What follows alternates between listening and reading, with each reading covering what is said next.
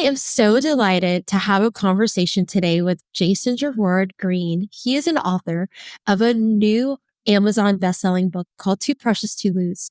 It is a great book about family, about grief and loss, but about transforming communities. And I hope that you take so much from this conversation. I have known Jason for a very long time in very many different walks of life. And every time I'm with him, I know that I'm going to leave a much better person, smarter and more grounded because of his presence. And I wish that for you too today. Jason, welcome. Terri, so good to be with you. Now you've set the bar so high that we have to be more knowledge, more learned, more grounded. Oh, I feel that way when I get to be with you. So thank you for the invitation, and what a blessing. Oh my gosh, this is going to be so much fun. I'm so excited to share the story of your family and something that you've been working on for so long. But before we get into it, I want people to know who you are. Like, what is the story of your family? Where did you go to school? Because in knowing you, I know that that's helped shape you. Just like give people the tea. Yeah, the very top line very quickly. I think sometimes when I talk to people here, I can say, all you need to know about me is that I'm the proud product of a Methodist preacher and a public school teacher, right? And if you throw an activist grandmother in there, then you've got a pretty comprehensive story. I grew up in rural Montgomery County, a community that was called Gaithersburg when I was growing up. My family, I'm fifth generation Montgomery County, and we're still digging in the stacks. That might become sixth and seventh generation before this is all done. But grew up in Montgomery County. I went to Washington University in St. Louis. Randomly, stumbling over backwards, found myself in St. Louis, and then went to Yale Law School. Once I thought that I was giving up on electoral politics, only to find myself whiplashed back into electoral politics. As you know, served for 2 years before serving in the White House. I served for 2 years as National Voter Registration Director for then Senator Obama, working very hard to get him elected.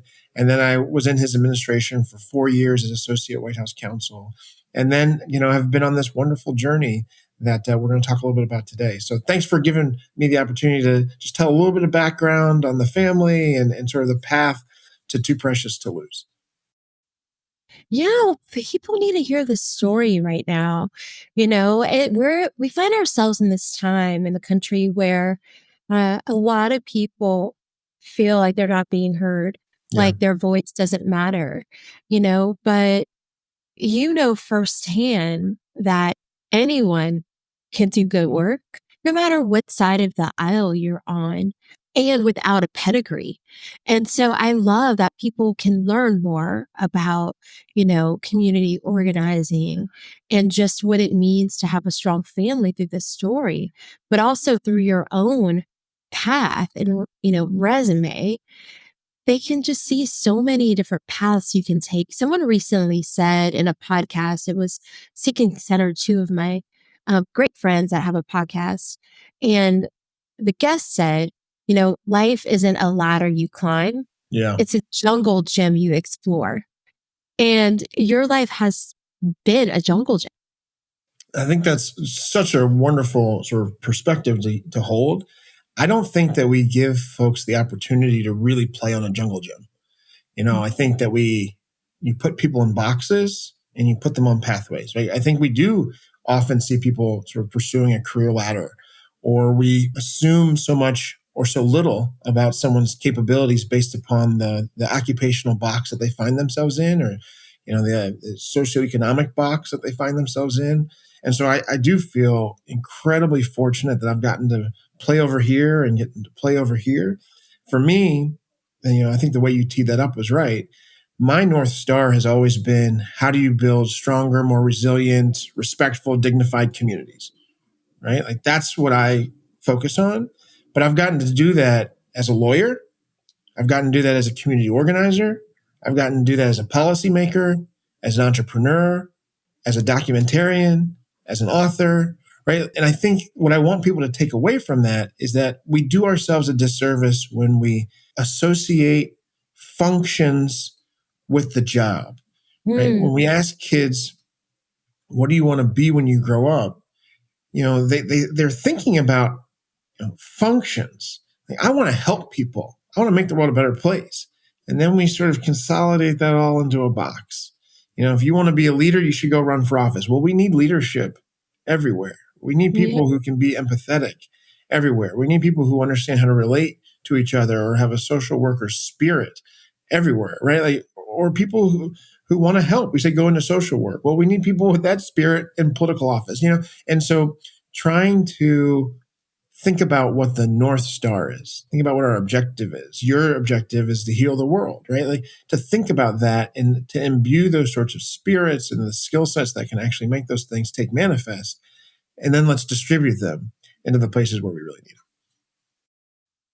them. I love that because so many times, people ask, how did you become a lobbyist? And it's like, some days I know like I'm a lobbyist, but I don't, am I lobbyist? Right, I right. got my That's just the professional vessel. start. Right, exactly. I got my professional start in television news.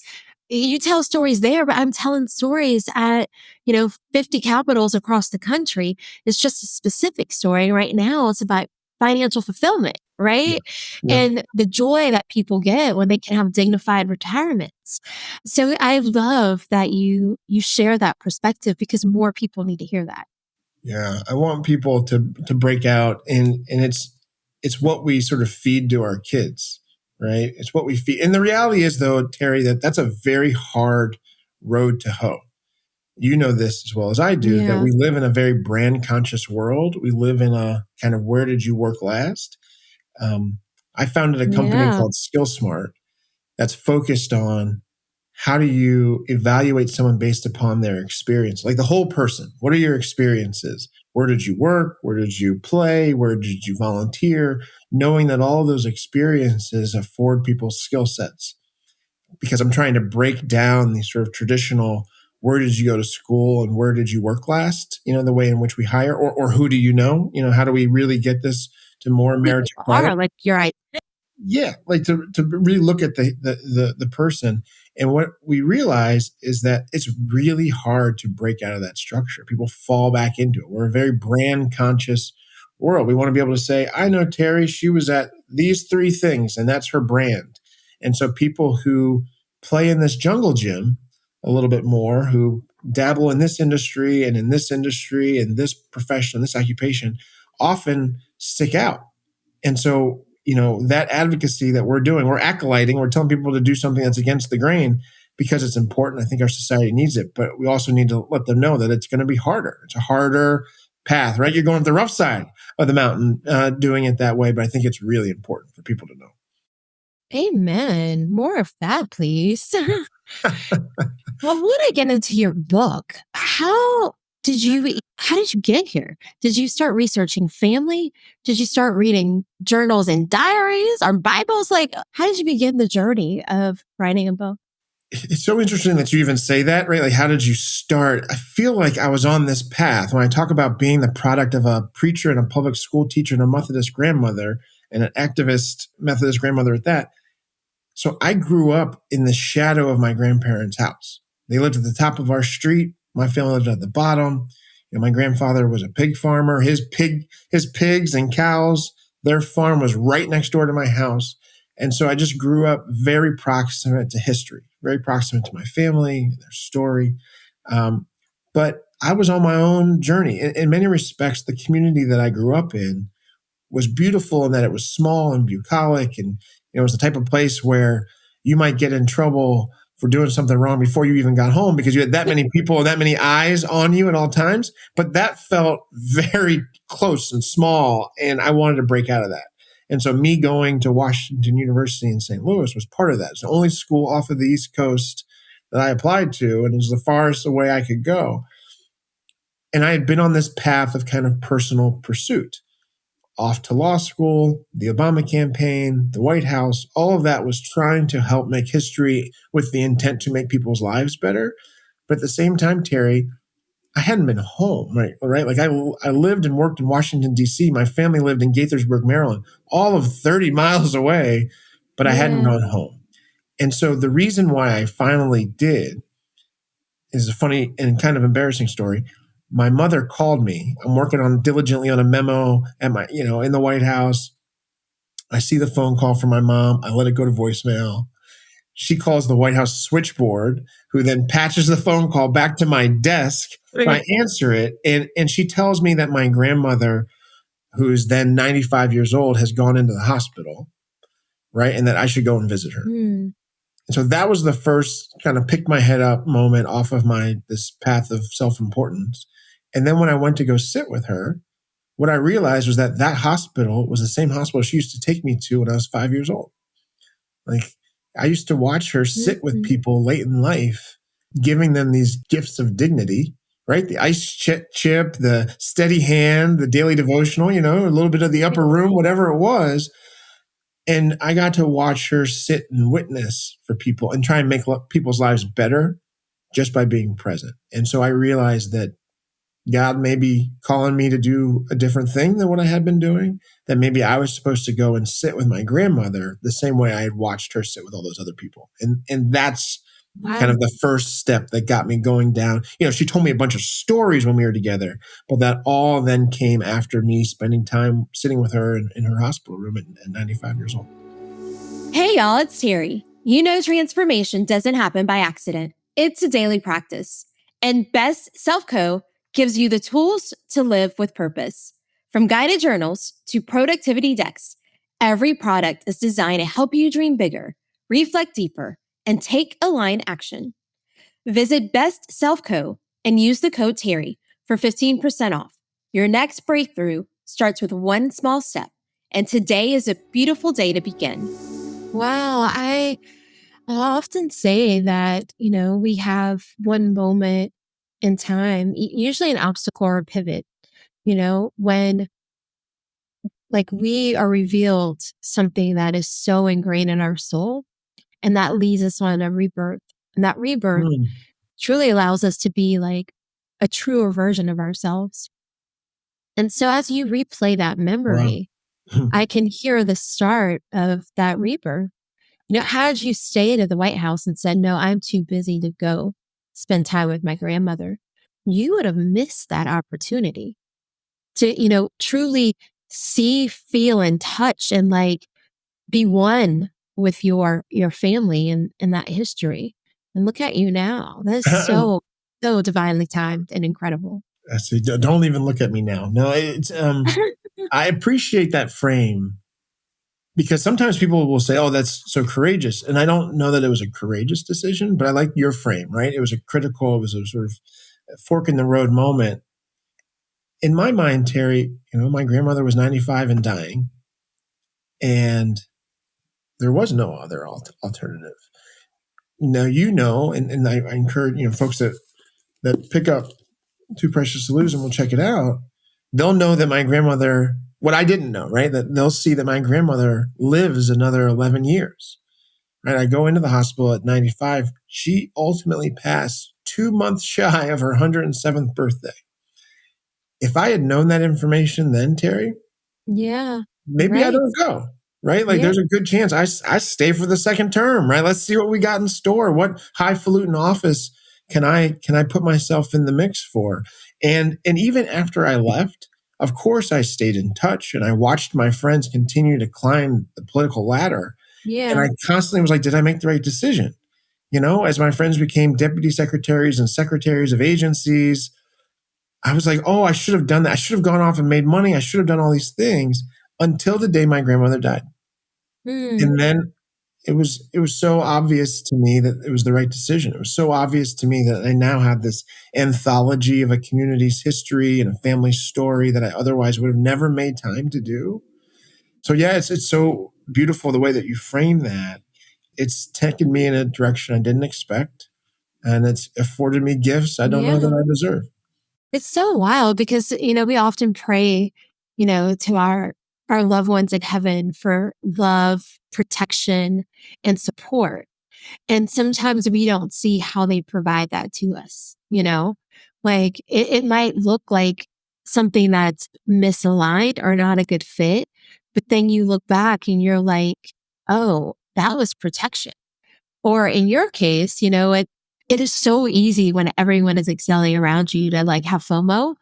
and Yes. think like, I'm not they're not as smart as me. I have more time in the building as them. But that was support and protection so that you could actually do the things that you're doing now, have the family that you have now, have these moments. And we don't talk about these things enough. Yeah. That is truly what makes us human and what allows us to thrive. Yeah. First of all, I'm not going to allow you to make me cry, Terry. So I'm not putting my fist down. But you're so right, because so often when we pray in that way, we're praying for affirmation, right? We're praying for, Mm, I want this guidance over here. I already know what I want, right? I want you to manifest it. But in this instance, it was truly a pulling, a calling in a direction. And I think it's important that we be open enough to hear those calls, right? Like, it is I, here I am, Lord, where shall I yes. go, right? And so being open enough to hear that call and that pull, and I wrestled with it, but ultimately, obviously, incredibly grateful for the path that it's taken me on. Yes. So you write the book, and this came after you released a documentary that was Right. very similar in nature. So, at this point, you're so intimately familiar with your family's story. There might be more chapters to go. You're saying you're still going through all the records. But what were you so surprised to learn either about your family or yourself throughout the process? Oh, there's undoubtedly more to go, Terry, and these are sort of derivative projects. So I first directed a documentary called Finding Fellowship that I'm so appreciative that PBS wrapped their arms around, and so anyone can view that on PBS wherever you stream or view PBS. And that was the first attraction to this whole story.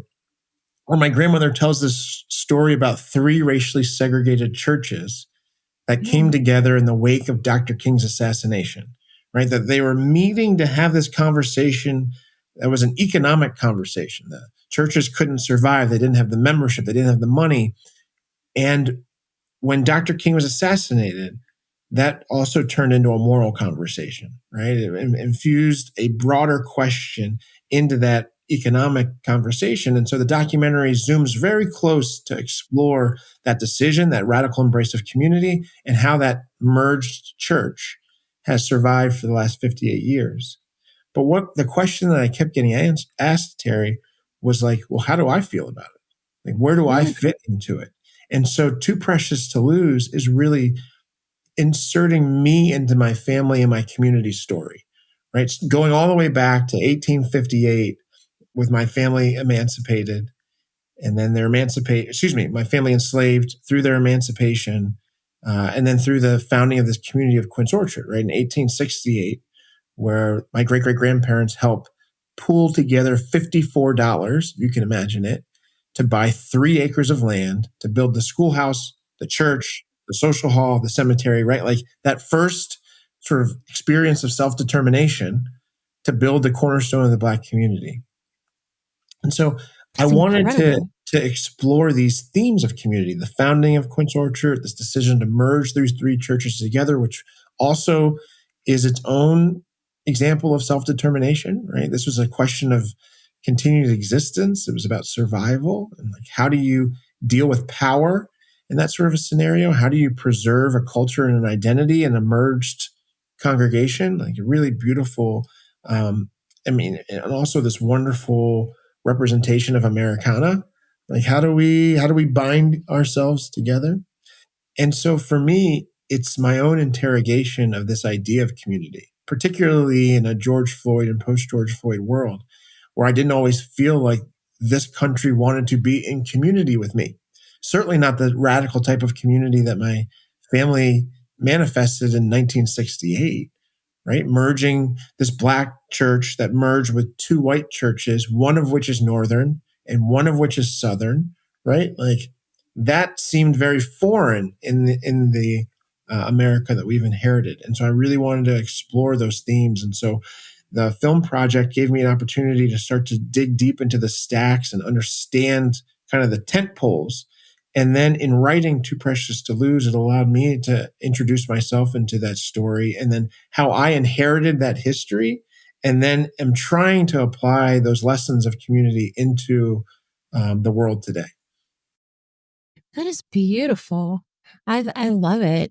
I've digged into a little bit. I haven't finished it, but I can't wait to really finish it.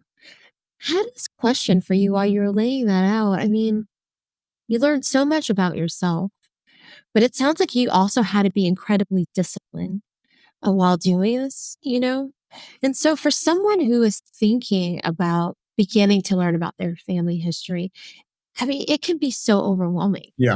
I've even started the ancestry.com tree and it ended up like hiring someone to do it. Right. This is too much. It's too I much. cannot. But I am motivated again because I saw last week that Beyonce's mom is a Broussard from New Iberia, Louisiana, which is where I'm from. So like I might need to get back in these, Yeah. you know, Yeah. research to see if That, Beyonce's my cousin. whatever the motivations need to be. That's absolutely right. Right? But so like what are the first like three steps that you took in order to wrap your head around this? Like something was calling you, you knew something was there, but like how do you get started? First, let me lower the pressure on everyone who's watching, listening. I am not an archivist. I am not a trained documentarian, right? I'm not a researcher, other than there was some elements of research in law school, but I'm not trained, certainly not in family genealogy. And I wouldn't say I was all that disciplined, Terry. If I Oh, go what? back and actually like accounted for my years in this project, there's probably a year or two where I was off chasing a red herring and it didn't turn out to anything, like wasn't disciplined at all. I remember I was trying to build a 3D model of Quince Orchard and I was like, why am I doing this? So there are these like tangents that you go down and get obsessed with. What got me started was the excitement about finding a place that I didn't know existed and it being in print. So one day I walk into my grandmother's hospital space and she's kind of lamenting. She's like, "Oh, I missed the town that I grew up in." And I said, "Grandma, what are you talking about?" I thought that she was like showing signs of senility or dementia. I said, "Grandma, what are you talking about? We're in the town that you grew up in. You were born here in Gaithersburg." And she said, "I was born in Quince Orchard." And I said, "No, Grandma, Quince Orchard is the name of a road. There is no place called Quince Orchard. This is so sad. This one sharp woman, her such speedy decline." And my grandmother was having none of it. She was like, "Quince Orchard was a place. And the fact that you don't know that, that's on you." And so we had this like tense exchange. And I ended up leaving the space being like, this is the first time I've ever had a tense moment with my grandmother. And so I go and get into the stacks. And turns out I find this article from the Washington Post that says Quince Orchard What? indeed was a place. It was a 1908 article encouraging people to get out of Washington, D.C. and go check out these beautiful small towns. And one of them, written there in print, Wow. was Quince Orchard. And the article also said Quince Orchard, noted for its churches. And so that then had my next question, right, Terry? So I run back into my grandmother's hospital room, waving this piece of paper around, being like, "Hey, did you know that Quince Orchard was once a place?" And she, of course, was like, "You're an idiot. I did tell you that." She was much more graceful than that.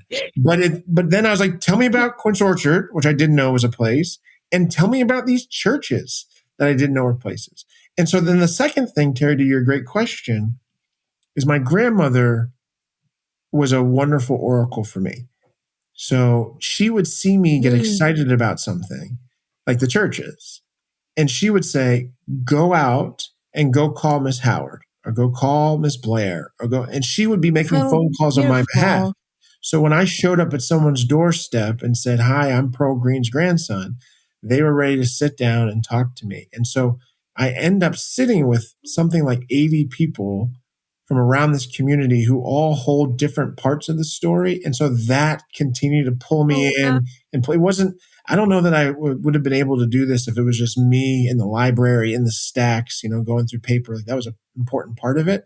But really, this was an opportunity for me to sit with people and hear their story and collect it. And then ultimately, we realized that there was something moving, that there was an important story to pull out. And so we made the documentary and then realized that there was even more that we needed to engage and wrote the book. But that's how it started. And I was just open enough to kind of keep going with the paces. I love it. So, like, you know, you asked a lot of questions and you were curious, and then you like double clicked, as the kids would say. Were digging deeper for more information. So I think those are three key takeaways that people can use to help them just wrap their arms around what to do. Um, I know probably need to do all three myself. Well, Terri, let me say, But I like if I as could say one thing on that, sorry to cut you off, because it yeah, is no, no, no. critically Good. important. Like I had the good fortune to get this call from my mom and then sort of went down this path. But I Yeah. realized that so many people don't get a wake up call like that. So again, no one's going to go off and write a book. You don't have to go make a documentary. Wonderful if you do, and I'm happy to be a resource. But it is important that people make time to sit with those that they love. Because on this journey, I've run into so many people who said, I was supposed to do that. I was supposed to sit with a loved one. I was supposed to sit with my father, my Yeah. mother, my grandparents, and they passed away with the history, and I never got to collect it. And so we can't wait for time. We had to make time. And I will say, Terri, that I am better because I did that, right? Like the book is good and the film is good, and I want people to watch them and read them and feel something. But regardless of those things, I'm better because I got to sit with the people of my community and with the people of my family, and I get to carry somebody's story that aligns with mine. I get to carry someone's story that contradicts with mine, and I get to sort of think about how I can carry all of that, be a better ancestor, be a better descendant, right? I'm a better husband and a better father. And so I want that for other people too. I just want people to Yeah. take the time, doff their significance, and get to carry somebody else's story because I think it makes us better. Well, here's what I was gonna say. um, and a little background about how we know each other. We went on a cultural fellowship in 2019, 19, yeah. and we've actually traveled to Israel twice together. And so I have seen you like just have it's hard to put into words, but it's totally been like this grounding experience of like, where am I going? Where am I growing? I'm here now and I am like grounded and settled. And then now like listening to this journey that you've had with your documentary, your books, what I'm hearing is that those moments spent with your grandmother and the 80 people in the community, it's like it almost gave you the energy that allowed you to feel whole. Like there was nothing Mm. to seek, there was nothing to achieve. It was just time to be. And so I love how that timing works out for you and, you know, your decision to get married and now having a beautiful son who's almost 2. It's, you know, things happen in a certain order for a reason. And so this is just so like beautiful to hear and witness. It's beautiful to hear it back from someone who's known me from a different perspective, right? Because I would say that time that I was in the White House, right, I would spend so much time running around trying to get people to listen to me. And it Yeah. really wasn't until this experience, Terri, that I realized I didn't have that much to say. Right? Like this sort of gave me my story. This gave me, to your point, the grounding, the foundation. Like this is my story, and I think that you captured that really well. Like that's taken a lot of internal work to figure that out and appreciate that. But it's clear the fact that you're able to perceive that says a lot about you, but also how important these last few years have been for me. So much fun, Ebony K. Williams, who's a dear sister of mine that Jason knows. She told me the other day, she's like, your podcast is like Terri and Friends. I'm like, you know what? It kind It of should is. be, as it should be. Because I am so blessed to know incredible humans all around the world who not only are top notch in whatever they do, but their souls are so beautiful that of course, I want to talk to all of you and share the conversations that we Amen. have Amen. because, I am better for all the times we had on the back of buses, just going around the world and the people that we've all connected with.